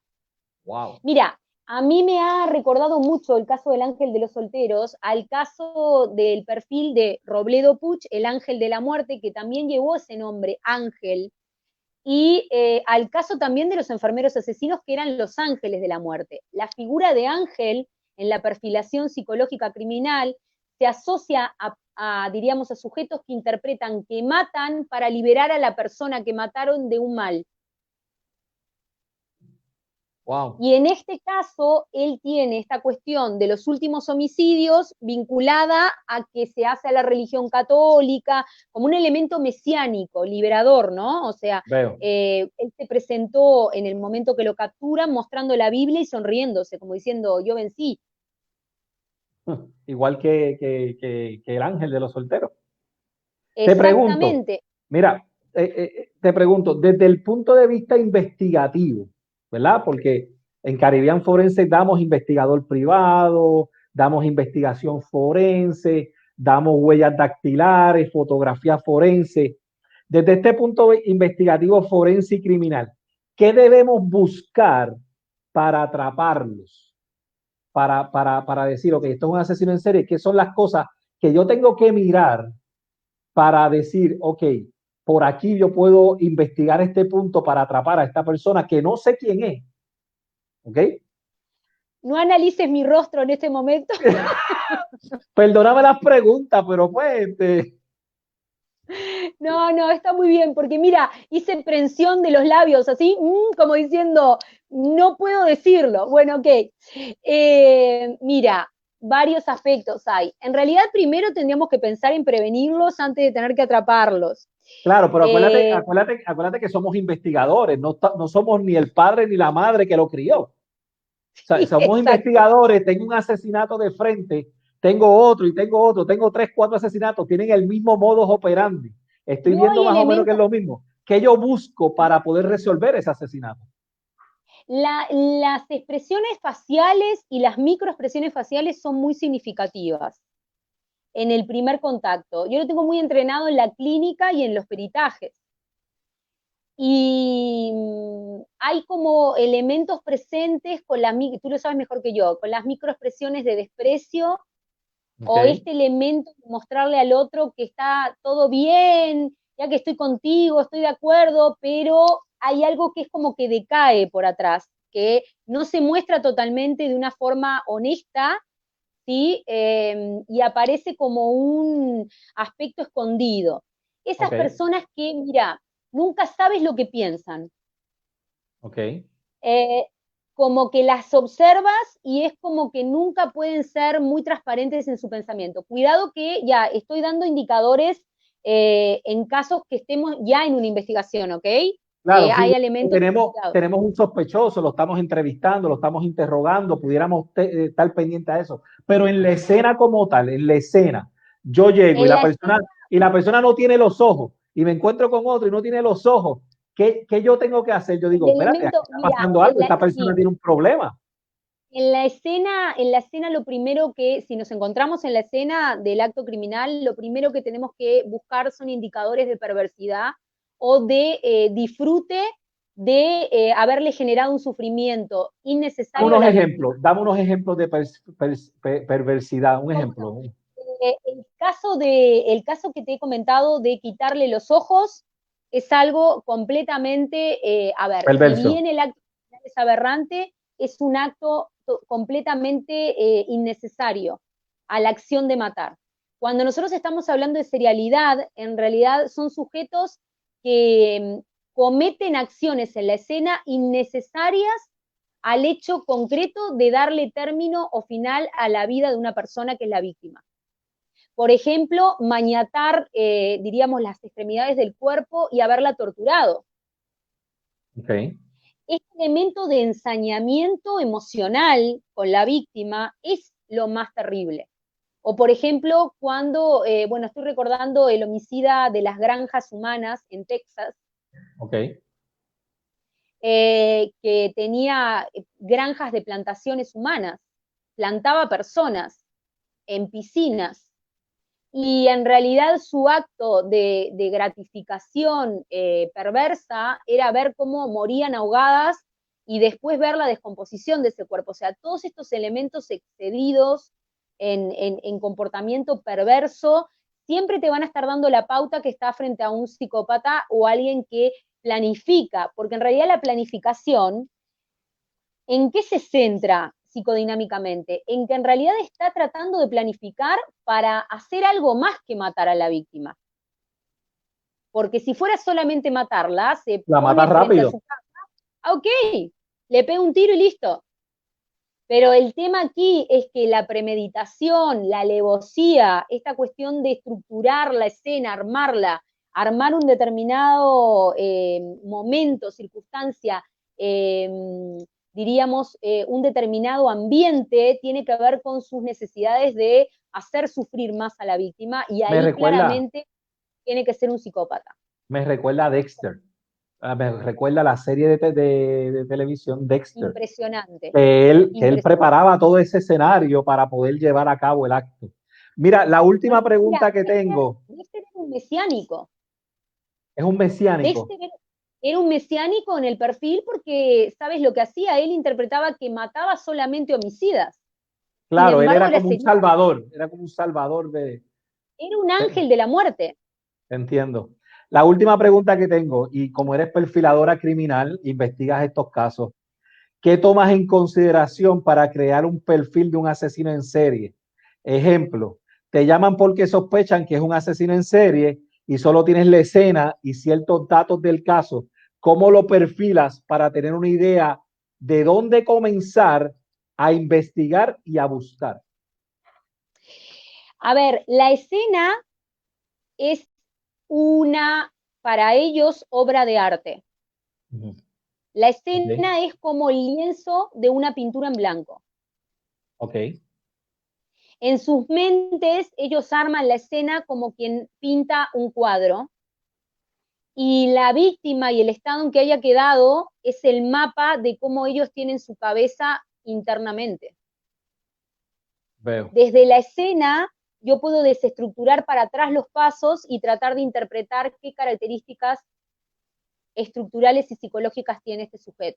Y eso te ayuda a ti a ver qué vas a buscar para decir, exacto, pues mira, esta debe ser una persona, un ejemplo, pues, en base a lo que tú ves, tú puedes decidir, mira, esta persona tiene entre 30 y 35 años de edad, debe ser blanco, debe ser, tuvo problemas con su mamá cuando era joven, y todo eso te va dando una estructura de quién pudiera ser esa persona para cuando los investigadores vayamos a investigar o a entrevistar o a verificar algo, estar pendiente de esos rasgos. ¿Estoy correcto? Claro que sí, porque mira, inclusive también te puede otorgar elementos a nivel de la perfilación para poder hacer entrecruzamientos de perfiles, donde aparezcan, como me ha pasado a mí en mi país, casos descolgados en el tiempo, por estos tiempos de remisión que el asesino se toma, donde se asocian que son generados por personajes diferentes, y sin embargo es el mismo. Es el mismo.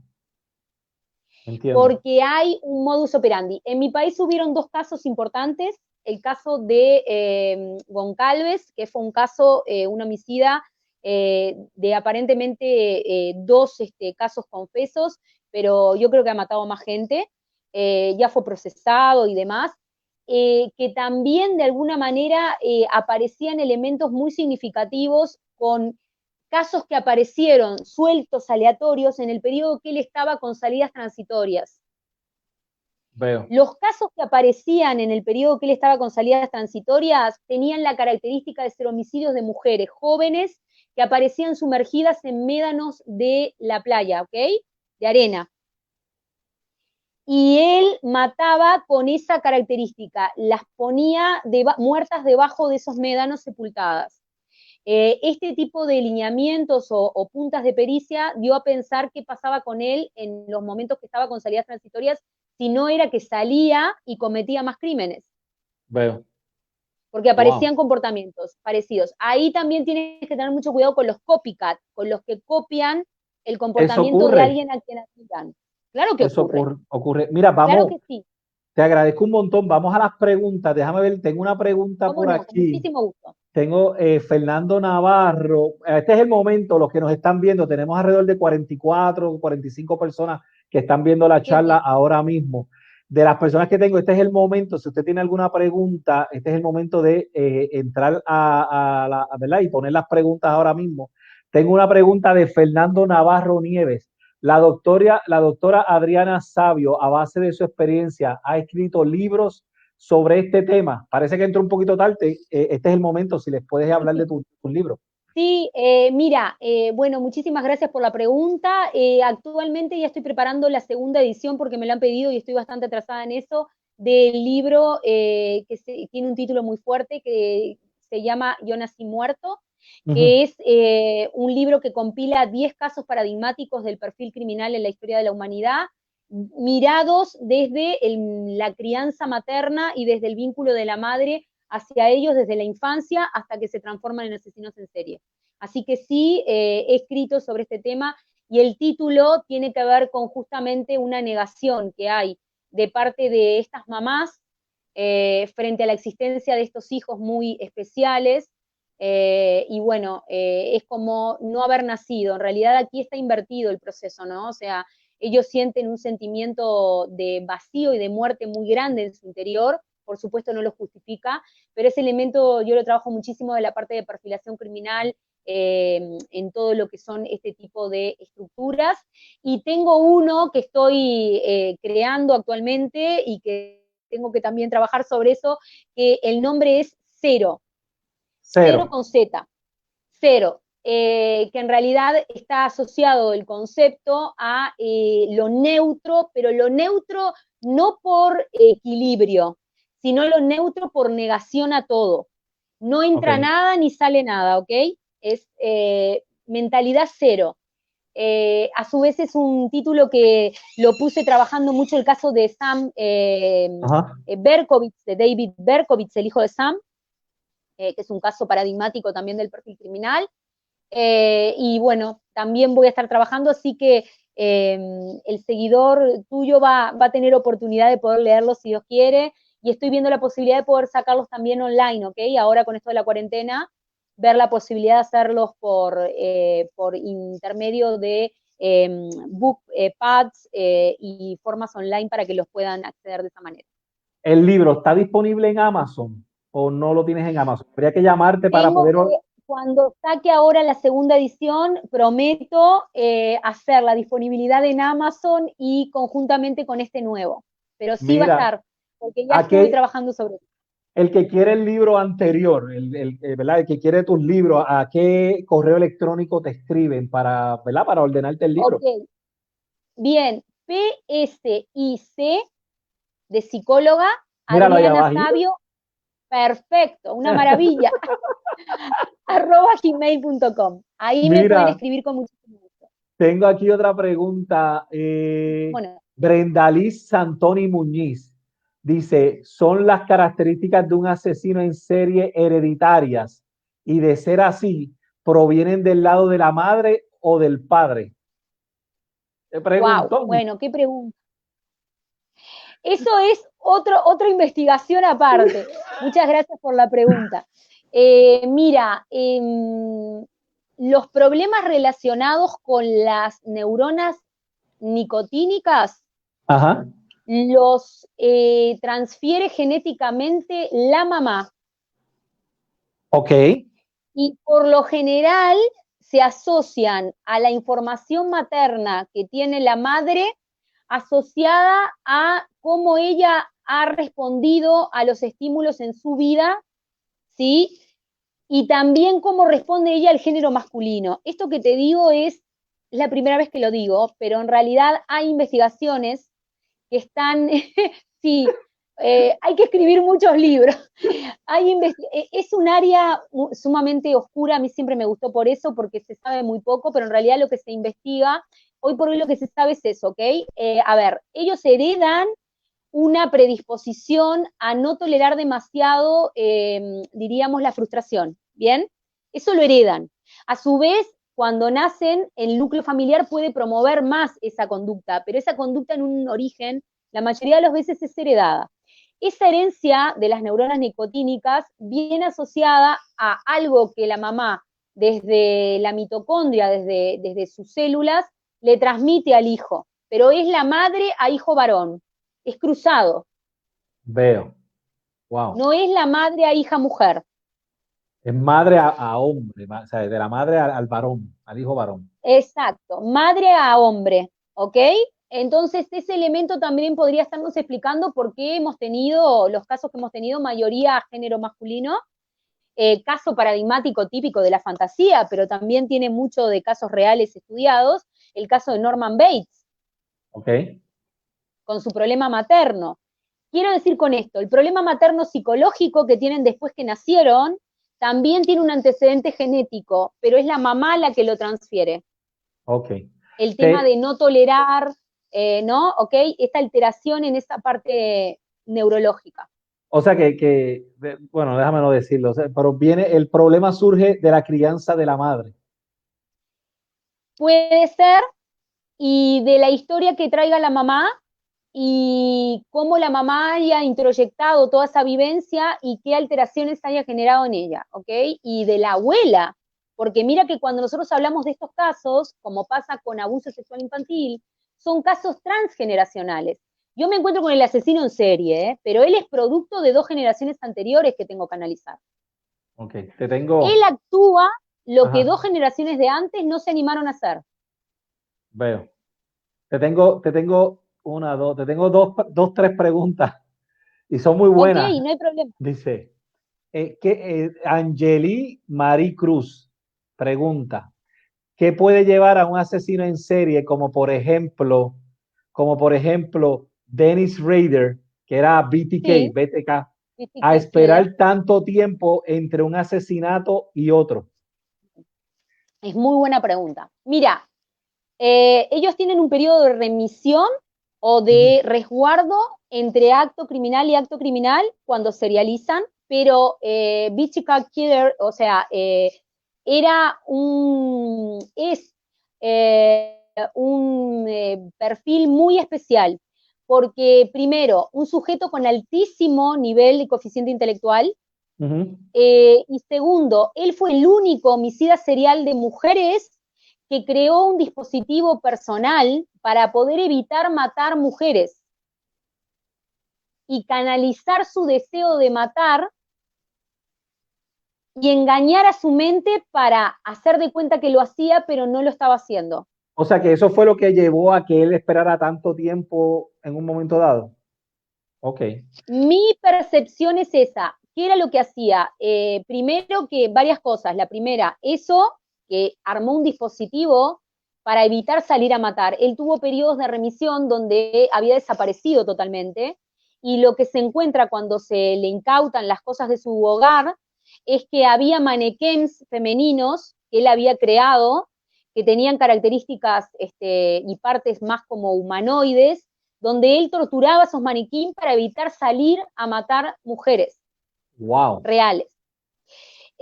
Logró interpretar, con este nivel de coeficiente muy intelectual muy alto, logró llegar a interpretar que si engañaba a su mente inconsciente, podía controlar la compulsión a salir a matar. Wow. En este aspecto yo me baso en el otro elemento más, que es su altísimo nivel de coeficiente intelectual, que muchas veces hace que ellos desgasten muchísima energía psíquica en el acto homicida que hacen y salgan a matar con más tiempo entre acto y acto porque quedan realmente agotados. Cuanto más perfeccionistas son, más agotamiento les genera también. Wow. Tengo otra pregunta por aquí, doctora. Cecilia Pérez. Cecilia Pérez pregunta. Bien. Anteriormente pregunté sobre un niño oposicional desafiante, no maltratado. Oposicional desafiante, no maltratado. Si pudiera terminar siendo un asesino serial. Tiene menos, tendría menos condiciones para terminar siendo un serial. Lo que sucede con el oposicional desafiante es que es una característica media compleja de tratar en lo cotidiano. Y, a ver, sí es más fácil desarmarlo desde lo emocional que a uno que ya tenga características más psicópatas duras desde un principio. ¿Ok? A ver, el problema con el psicópata que ya se va gestando como tal y puede transformarse en algo más complicado a futuro, es que ni siquiera logro bajarlo desde sus conductas más antisociales y más despóticas con lo emocional, porque él no genera y no entabla vínculo emocional con el otro. Veo. Entonces no tengo manera de llegar a esa mente.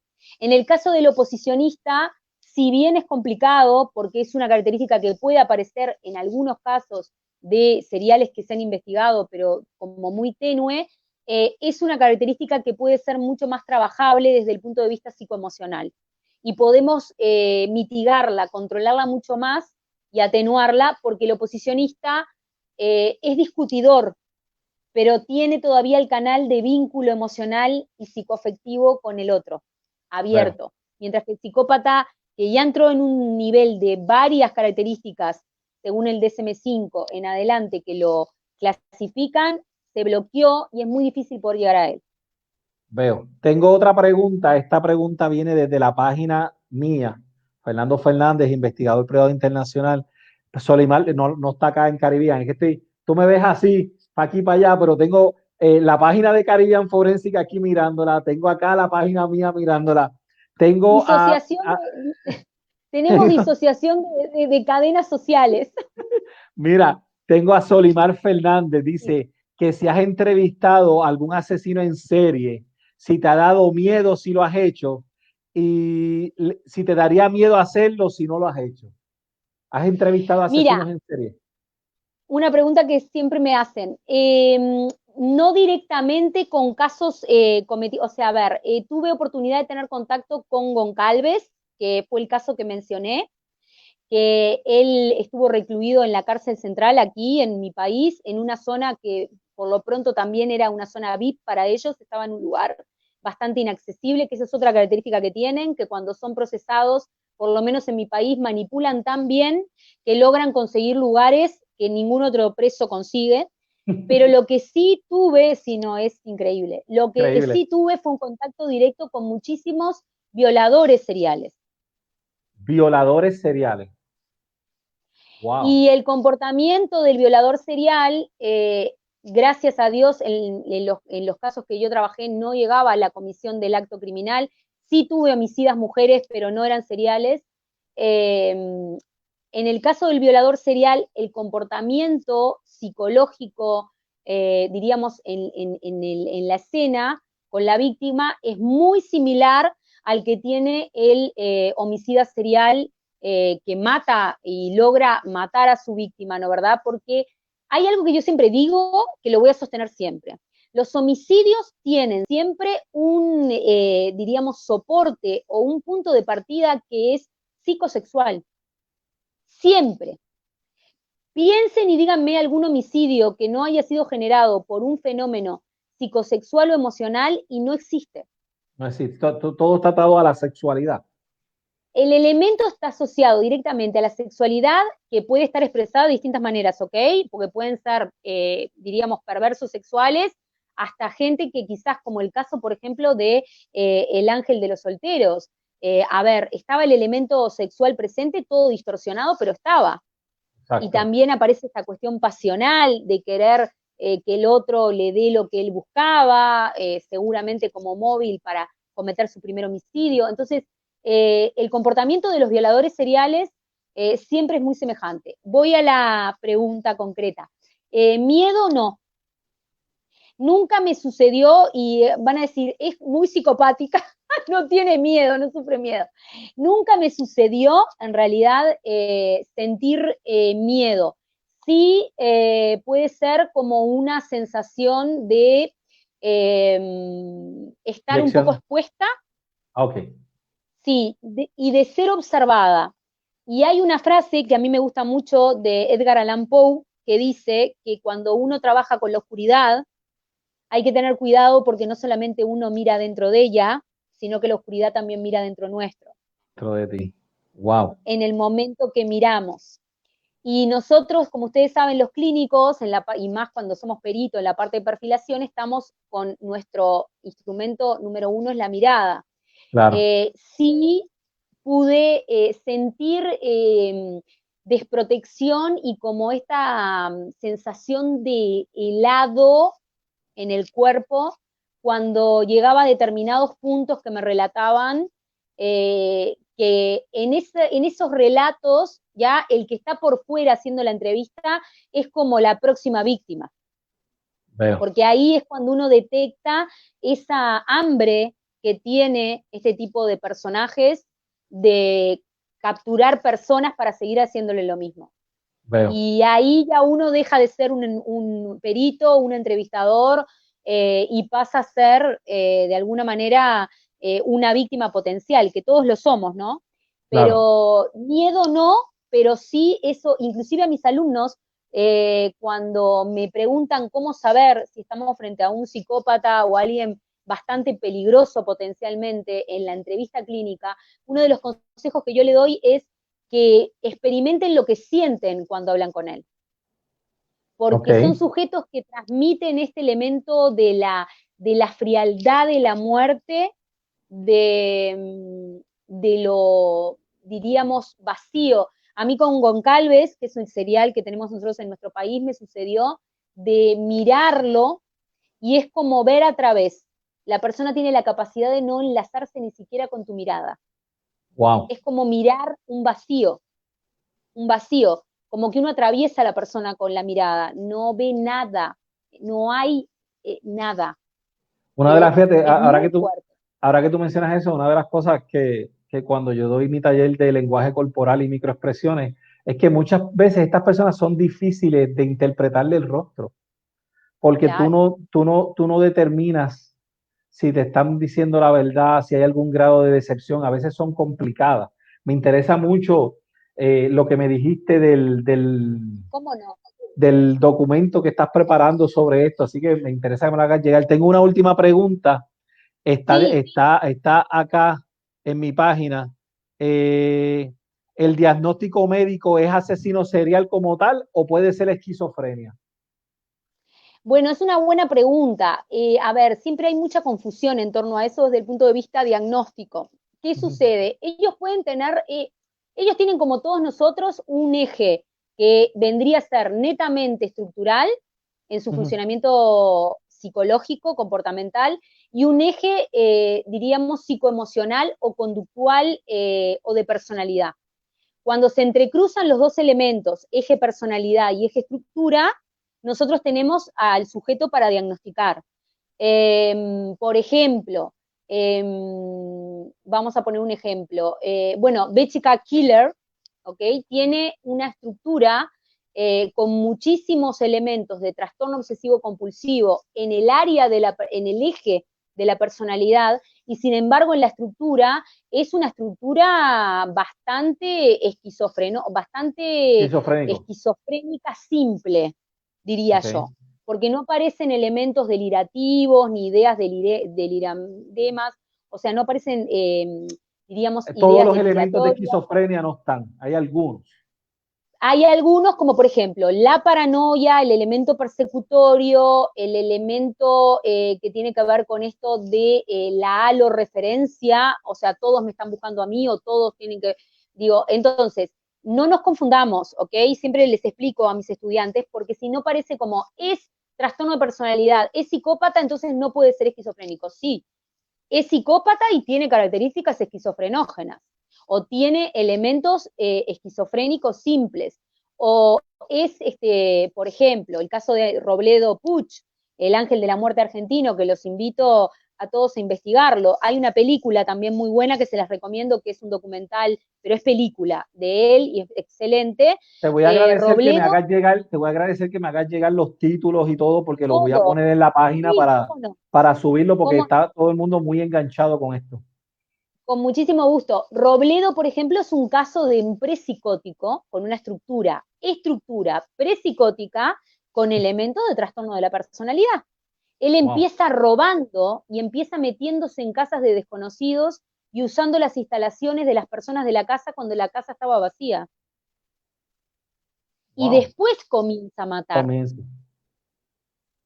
Pero sin embargo en la cárcel, y ese es un caso que yo también quiero tener la oportunidad porque él está vivo al día de hoy, él está en Morón, dentro de la cárcel aparece su verdadera estructura, que ¿cuál es? Es una prepsicótica, es un sujeto que está por dar un paso hacia algo mucho más loco en estructura, hacia algo mucho más psicótico, más desarmado, más delirante, y sin embargo funciona socialmente como si fuera un trastorno de la personalidad, pero tiene en las dos vertientes elementos presentes, ¿de acuerdo?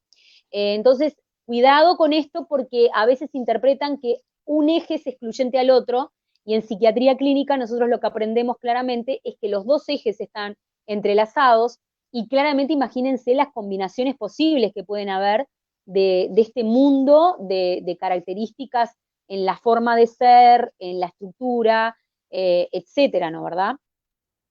Adriana, para finalizar, esta ha sido una súper mega entrevista, de verdad que te lo agradezco enormemente. Necesitan una semana para digerir todo. Mis respetos y mi admiración hacia ti, mis respetos y mi admiración hacia tu carrera. Igualmente. Igualmente. Quiero que sepas que te tenemos, te guardo mucho respeto y quiero seguir trayéndote como recurso aquí para los Facebook Live que estamos haciendo de Caribbean Forensic. ¿En dónde todas las personas te pueden conseguir? ¿Cuáles son tus redes sociales? Si nos las puedes decir para que el que quiera escribirte te pueda escribir. Mira, pueden unirse a la fanpage de mi instituto, de ICFU, ICPFU, ¿ok? La fanpage, o bueno, mira, yo tengo muchísimos alumnos que están también asociados a mi Facebook, porque mi Facebook es, los que trabajamos en esto es como que vivimos con esto todo el tiempo, ¿ok? Así que también a mi Facebook personal, por Adriana Sabio Corvino, no hay ningún problema, no tengo ningún inconveniente. Mira a ver si está correcto ahí ahora mismo, mira. ¿Está correcto? Perfecto. Okay. Perfecto, exactamente. Y bueno, Twitter no uso mucho, pero sí estoy en Instagram, que también subo mucha información ahí, pero principalmente a la fanpage del Instituto ICFU Uruguay pueden asociarse perfectamente, se unen. Yo ya estoy superando en las redes los 5.000, tengo que abrir mi segunda cuenta porque he topeado y bueno, y ahora, y me encuentran también que hay mucha gente que se ha comunicado por ahí. Hoy una chica se ha comunicado de España por el caso de el hijo de Sam, que tengo un artículo sobre eso. Pueden también unirse a mi YouTube, que tengo todos los videos que subo, que actualmente estoy realizando videos casi diariamente porque me los piden de distintas temáticas, no solamente la especializada mía, que es la forense, sino también la clínica, y a la gente le gusta muchísimo, es están muy contentos con eso, así que pueden ver los videos en YouTube por el canal mío, Adriana Sabio Corvino, se suscriben, me siento una youtuber en este momento, se suscriben y le dan a la campanita. Mira, Adriana, vamos a poner el email de ella en pantalla, por favor, en lo que lo vamos poniendo. Yaralis Gómez dice que si uno se queda con ganas de más, gracias a ambos. Nos están diciendo por ahí. Ahí tienen el email. Sí. Ahí tienen el email de Adriana. Ahí tienen el email de Aparte, Adriana. hemos hecho un buen equipo. Sí, ha quedado súper. Quiero que sepan que pueden conseguir a Adriana en el email que está ahí, le pueden escribir preguntas que tengan, ella está dispuesta a contestárselas. Una vez más, Adriana, me despido de ti, ¿verdad? Gracias por haber accedido a esta entrevista, a este taller que quedó súper. Llegamos a tener casi 60 personas en un momento dado adentro aquí en el taller, así que te lo agradezco un montón. Voy a estar esperando lo que me prometiste, que me ibas a enviar. Los links. Sí, te mando los links de las películas, porque son películas muy serias, de creación muy seria, que pueden ver los casos de estos seriales.